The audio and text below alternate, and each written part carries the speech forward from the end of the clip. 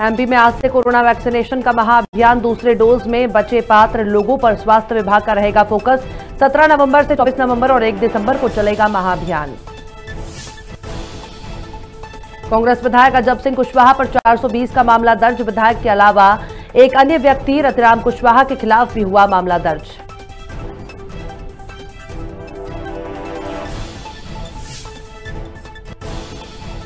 Jamboree मैदान से 15 आदिवासियों के गुम होने पर सियासत शुरू। प्रदेश सरकार के मैनेजमेंट पर विपक्ष ने उठाए सवाल। परिजन ने भोपाल के पिपलानी थाने में दर्ज कराई गुमशुदगी।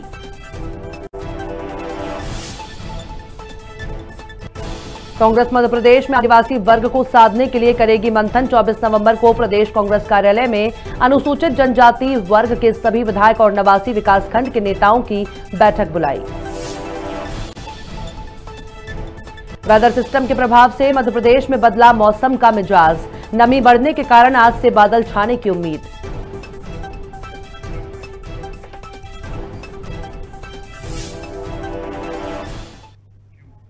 नमस्कार, आप देख रहे हैं खबर भारत और मैं हूं आपके साथ हर्षिता। आइए बढ़ते हैं कुछ खास खबरों की ओर। जैविक खेती, बीज और गौ पालन को लेकर भारतीय किसान संघ द्वारा कार्यशाला आयोजित की गई। भारतीय किसान संघ द्वारा मंगलवार को सरस्वती शिशु मंदिर दुपाड़ा पर जैविक खेती, देसी बीज और गौ पालन को लेकर 1 दिवसीय कार्यशाला का आयोजन किया गया। आज भारतीय किसान संघ शाजापुर के तत्वाधान में जैविक खेती और गौ पालन और किसान खुद का बीज बनाए, इस संबंध में राजस्थान से कृष्ण मोरारी जी हमारे बीज प्रमुख है, राष्ट्रीय कार्यकारिणी सदस्य भी है, वो यहाँ पधारे हैं। उन्होंने जैविक खेती करने वाले किसानों का सम्मान किया और देश के किसानों को बताया कि अब जब तक इस देश में किसान जैविक खेती और गौ पालन और खुद के बीज पर निर्भर नहीं होगा, तब तक वह सुखी और समृद्ध नहीं होगा, क्योंकि इससे ज़मीन, शरीर और खेत का भयंकर नुकसान हो रहा है। आने वाले समय में अगर इसी प्रकार जहर मुक्त खेती नहीं अपनाई गई तो ज़मीन बंजर हो जाएगी, बीज खत्म हो जाएंगे, मानव और गाय पर भी भयंकर अत्याचार होने लगेगा। तो हम ये बताना चाहते हैं कि जैविक खेती अपनाएं और देश और किसान खुश रहें। इसी कार्य को लेकर आज कार्यशाला भारतीय किसान संघ की 4 जिलों को मिलाकर रखी गई है, जिसमें सभी जैविक खेती करने वाले किसान यहाँ उपस्थित हैं। धन्यवाद। दिल्ली के विज्ञान भवन में आजादी का अमृत महोत्सव के अंतर्गत आयोजित स्वच्छ अमृत महोत्सव में राष्ट्रपति रामनाथ कोविंद द्वारा छत्तीसगढ़ को भारत के सभी राज्यों की श्रेणी में पुरस्कृत किया जाएगा, जिस पर छत्तीसगढ़ के नगरीय प्रशासन मंत्री डॉक्टर शिव कुमार डहरिया ने कहा, पिछले 2 सालों से पूरे देश में स्वच्छता के मामले में हम पहले नंबर पर थे। इस साल भी स्वच्छता के क्षेत्र में छत्तीसगढ़ के 169 में से 67 निकायों को राष्ट्रीय स्तर के पुरस्कार प्राप्त हो रहे हैं। देखिए, पिछले 2 सालों से पूरे प्रदेश में स्वच्छता के मामले में हम पहले नंबर में थे। पहले राष्ट्रपति जी ने विज्ञान भवन में पुरस्कृत किया था, अभी बाद में प्रधानमंत्री जी ने राज्य को पुरस्कृत किया था। और इस साल भी हम लोग स्वच्छता के क्षेत्र में हमारे प्रदेश के 169 में से 67 निकायों को राष्ट्रीय स्तर के पुरस्कार प्राप्त हो रहा है। ये हमारे प्रदेश के लिए गौरव की बात है। और आने वाले समय में हम नगरीय निकायों में मूलभूत सुविधाएं अच्छी तरह से गुणवत्तापूर्ण मिले, इसके लिए काम करेंगे। हमारे सभी निकायों को माननीय मुख्यमंत्री के निर्देशानुसार टैंकर मुक्त करने की कार्रवाई भी पूरी तरह से की जा चुकी है। ये हमारे प्रदेश के लिए गौरव की बात है।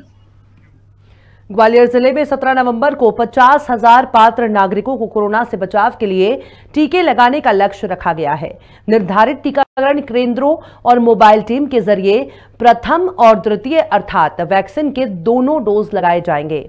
टीकाकरण महाअभियान के तहत अगले 1 हफ्ते में जिले के 1,40,000 पात्र नागरिकों को कोरोना के दूसरे डोज के टीके लगाने के लक्ष्य को लेकर टीकाकरण किया जा रहा है। कलेक्टर ने जिले के सभी पात्र नागरिकों से अपील की है कि ऐसे लोग जो अब तक कोरोना वैक्सीन का प्रथम डोज नहीं लगवा पाए हैं, वे टीकाकरण केंद्र पर पहुंचकर टीका जरूर लगवाएं। वैक्सीन के दोनों डोज लगने के बाद ही कोरोना से बचाव संभव है। महाअभियान के दिन जो टारगेट है हमारा, जो महाअभियान के दिन का जो हमारा टारगेट है, वो टारगेट महाअभियान के दिन फिर हम 1,40,000 टारगेट तक पहुंच जाएंगे। अभी जो हमने इस वीक में अचीवमेंट किया है वो 15-20 हजार ही हमने अचीवमेंट किया है, ज्यादा उससे अचीव नहीं कर पाए। तो हम आज चाहते हैं कि आज थोड़ा आप सभी लोग इसके बारे में जितना भी प्रचार प्रसार चाहे अपने डिजिटल प्लेटफॉर्म से कर सकते हैं, चाहे आप जो है अपने जो है दूसरे प्लेटफॉर्म के माध्यम से, चैनल के माध्यम से कर सकते हैं। उसके लिए लोगों से हमारी अपील रहेगी, फेसबुक है आपके पास, ट्विटर है, आप सब लोग सबसे जुड़े हैं। उसके अलावा प्रिंट मीडिया के भी सभी लोग हैं। तो हम चाहते हैं कांग्रेस नेता द्वारा लिखी गई किताब में हिंदू समाज की आतंकी संगठनों से तुलना करने पर देश भर में विरोध प्रदर्शन शुरू हो गया है। इसके चलते शाहजहांपुर में हिंदू जागरण मंच द्वारा नारेबाजी करते हुए पुतला फूंका गया। गौरतलब है कि कांग्रेस नेता सलमान खुर्शीद द्वारा अपनी किताब सनराइज ओवर अयोध्या में हिंदू समाज की तुलना आतंकी संगठन ISI से की गई है, जिसके विरोध में शाहजहांपुर बस स्टैंड पर हिंदू जागरण मंच द्वारा नारेबाजी करते हुए सलमान खुर्शीद का पुतला फूंका गया। कांग्रेस के जिहादी मानसिकता वाले नेता सलमान खुर्शीद द्वारा एक पुस्तक लिखी गई थी, उसका विमोचन हुआ। उस पुस्तक के एक चैप्टर में सनातन समाज, हिंदू समाज को आतंकवादी ISIS और बोको हराम जैसे इस्लामिक संगठनों के साथ तुलना करके हिंदू समाज का अपमान किया गया। हम ऐसे इस जिहादी मानसिकता वाले सलमान खुर्शीद और राशिद अलवी जैसे नेताओं का घोर विरोध करते हुए हम इस ज्ञापन के माध्यम से माननीय राष्ट्रपति जी से मांग करते हैं कि इनके ऊपर राष्ट्रद्रोह का केस तुरंत बनाया जाए। इससे समस्त हिंदू समाज में अत्यंत आक्रोश व्याप्त है। शिवपुरी जिले के अमोला थाना क्षेत्र के ग्राम सजौर गांव में एक ट्रैक्टर मालिक अपने पड़ोसी के खेत की जुताई कर रहा था। जुताई करते समय ट्रैक्टर अचानक अपना नियंत्रण खो बैठा। वहीं खेत पर स्थित 35 फीट गहरे कुएं में चालक सहित ट्रैक्टर भी जा गिरा। आपको बता दें, इस हादसे में ट्रैक्टर चालक अजय लोधी सुरक्षित रहा, लेकिन ट्रैक्टर पूरी तरह से क्षतिग्रस्त हो गया। अरे सर जी, कुछ नहीं, इधर से ट्रैक्टर जुताई कर रहा था मैं, तो ना जाने ट्रैक्टर में ऐसा क्या हो गया कि अचानक की तरफ को मुड़ गया। तो मुड़ा तो मैंने सोचा कि क्या हो गया, तो ट्रैक्टर चला गया कुआ के साथ। अच्छा, तो ट्रैक्टर जब कुएं में ट्रैक्टर गिरा तो क्या कि जब आप भी उसी के अंदर गिरे थे या नहीं? मैं वो सीट पे बैठा ही चला गया अंदर। फिर क्या हुआ उसके बाद? उसके बाद में जैसे तैसे निकला, भगवान जाने कैसे निकला। ट्रैक्टर की छितरी में मेरी मोई भी गली, लेकिन फिर मैं ऊपर निकले आया। फिर लोग बागों ने रस्सी डाली, उसको पकड़ के मैं बाहर आया। चुनावी दौरों में हर बार जनप्रतिनिधि वादे करते हैं, लेकिन चुनाव जीतने के बाद भूल जाते हैं। आखिरकार किसानों को ही अपनी समस्या का समाधान करने के लिए कदम उठाते हुए अपने स्तर पर ही काम करना पड़ा है। आपको बता दें कि कली सिंध नदी के 7 नालिया स्थान पर उक्त नदी से जुड़े किसानों ने एकत्रित होकर जन सहयोग से एक अस्थायी रूप से कच्चा स्टॉप डैम का निर्माण किया है। कच्ची मिट्टी का स्टॉप डैम बनाकर पानी को रोका है। पूरा मामला इस जो अभी हमने कच्चा डैम बनाया है, इसकी हम विगत 15 वर्षों से मांग कर रहे हैं स्थायी डैम बनाने की। शासन, प्रशासन, विधायक, सांसद सभी को अवगत करा दिया है। कई बार उनको आवेदन दे दिया है, पंचायत से 10 चक्कर ठहराव प्रस्ताव भेज दिया है, पर आज तक किसी ने इस ओर ध्यान नहीं दिया है। और सिंचाई विभाग को बोलते हैं तो उनने फाइल अभी उज्जैन गई है, भोपाल भेज दी है, ऐसी प्रक्रिया वो बताते हैं। वो हम भी लगे हुए हैं उसमें, हर चक्कर उनको अवगत कराते रहते हैं। तो उसी तारतम्य में हमने फिर वो नहीं बन पाया, इसलिए हमने अभी कच्चा डैम का निर्माण किया है। तो हम आसपास के जो 20-25 किसान हैं, हमने सभी ने मिलकर एक कच्चा डैम का निर्माण किया है और इसमें करीब लाख से 1.25 लाख रुपया खर्चा हुआ है, जो सभी किसान मिलकर इसका भुगतान करेंगे। कुछ सहयोग पंचायत से भी मिला है, बाकी किसान सब सहयोग करेंगे इसमें। क्या फ़ायदा है किसानों को इस डैम से? इस डैम से किसानों को बहुत फ़ायदा है। यहाँ से करीब अभी 1 किलोमीटर पानी भरा हुआ है इसका, और इससे करीब 120-130 किसान जुड़े हुए हैं। तो सभी को इससे फ़ायदा है। ये पानी अभी करीब 1 महीना तक इसमें रहेगा, और 1 महीने के बाद जब ये और पानी इसमें भरा रहेगा तो ये जनवरी-फरवरी तक आसपास के कुएं, ट्यूबवेल सब में पानी इसका रिचार्ज होगा। तो इससे सभी किसानों को फ़ायदा है। पिपलिया जान, पिपलिया साहब और अमरपुरा तक के किसानों को इससे फ़ायदा है। कांग्रेस प्रदेश कार्यालय में कांग्रेस की राष्ट्रीय प्रवक्ता सुप्रिया की पत्रकार वार्ता का आयोजन किया गया। कांग्रेस की राष्ट्रीय प्रवक्ता सुप्रिया ने कहा कि पिछले 5 साल से राफेल को लेकर चर्चा हो रही है। मोदी जी ने बिना कैबिनेट की बैठक किए निर्णय बदल दिए और सरकार उस पर जवाब नहीं देती है। कांग्रेस पार्टी हर प्रदेश के राजधानी में और जहां तक संभव हो रहा है बड़े शहरों में जाकर प्रेस वार्ता कर रही है, क्योंकि हमें ऐसा लगता है कि आपके माध्यम से जनता के पास ये संदेश पहुंचना जरूरी है। पिछले 5 साल से राफेल को लेके बहुत चर्चा होती है और जब जब राफेल पे सवाल पूछो तो सरकार किसी न किसी मुद्दे के पीछे, किसी न किसी बहाने के पीछे छुप जाती है और इसीलिए जरूरी है कि पता हो आज हो क्या रहा है। मैं कुछ तथ्य आपके सामने रख देती हूँ, उसके बाद जो हमारे सवाल है उसको मैं जरूर करूंगी। जब यूपीए की सरकार थी तो डसॉल्ट कंपनी को L1 बिडर होने के नाते 126 राफेल लड़ाकू विमान का कॉन्ट्रैक्ट दिया गया था।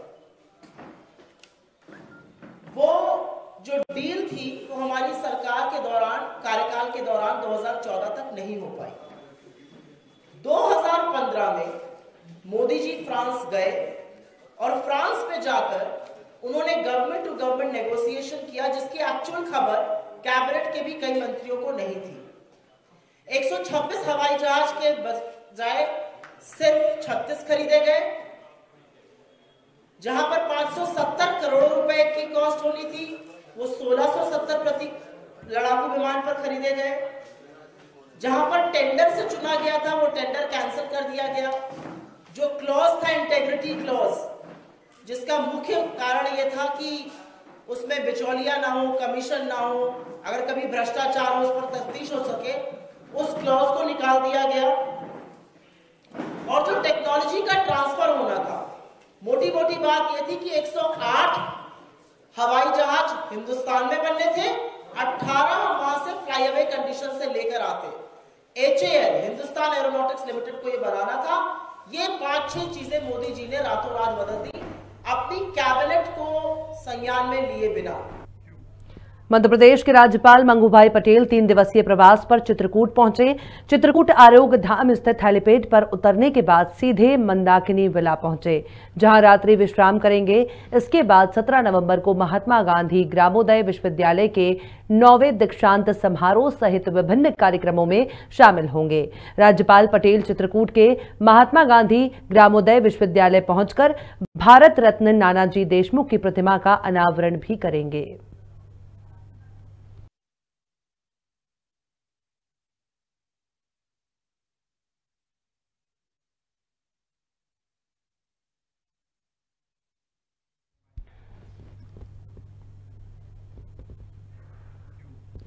किसानों को खेत तक पहुंचने में किसी तरह की परेशानी ना हो, इसको लेकर प्रदेश सरकार द्वारा ग्रामीण इलाकों में सड़कों का निर्माण कराया जा रहा है।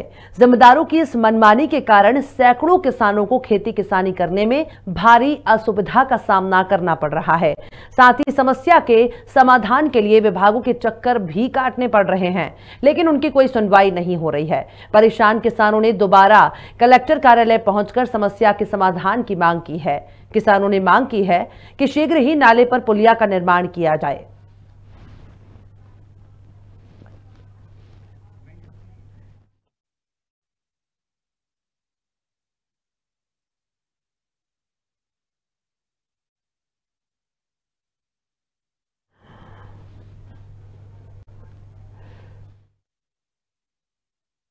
मेरा नाम सतीश तिवारी है। हम किसान बंधु है सभी सिंजकपुर ग्रामवासी। सन 1516 में एक स्टाफ डैम बना हुआ था काली सिंध नदी के ऊपर।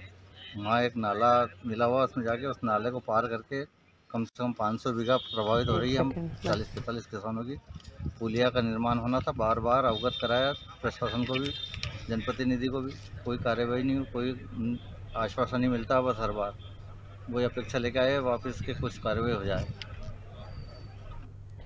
बीजेपी विधायक रामेश्वर शर्मा ने कहा कि कांग्रेस अकबर का गुणगान हिंदुओं का अपमान करती है। कांग्रेस को माफी मांगनी चाहिए। बाबर, अकबर, औरंगजेब जैसे मुस्लिम लुटेरों को अच्छे शासक बताने वाली कांग्रेस ने छत्रपति शिवाजी महाराज, महाराणा प्रताप, गुरु गोविंद सिंह, रानी दुर्गावती, महाराजा छत्रसाल, बंदा बैरागी सहित अनेक राष्ट्र नायकों और हिंदुओं का अपमान किया है। कब तक मुस्लिम शासकों के तलवे चाटती रहेगी? कांग्रेस उनके गुणगान गाती रहेगी। कांग्रेस को माफी मांगनी चाहिए। राशिद अल्वी ने जो हिंदुओं को गाली दी और जय श्री राम बोलने वालों को जो है राक्षस और निशाचर बोला, उससे आपका पेट नहीं भरा सोनिया बाग? अब आपने सोनिया जी आपने अपना प्रवक्ता भी भेज दिया। मैडम आई, वो भी हिंदुओं को गाली दे गई और मुसलमानों को अच्छा बता दी। अरे बाबर अकबर की औलाद कब तक बनी रहेगी कांग्रेस? कब तक औरंगजेब के गुणगान गाती रहेगी कांग्रेस? और मैं पूछना चाहता हूं सोनिया गांधी और कांग्रेस से और दिग्विजय सिंह जी से कि राजा दिग्विजय सिंह जी, आप तो राजपूत हैं। क्या अकबर महान था कि महाराणा प्रताप महान था? और अगर महाराणा प्रताप महान है तो अकबर को महान कहने वाली तुम्हारी पार्टी की प्रवक्ता सोनिया जो आई थी, सुप्रिया जी, उनके खिलाफ क्या कार्रवाई करेंगे? क्या मुगलों का राज बेहतर था?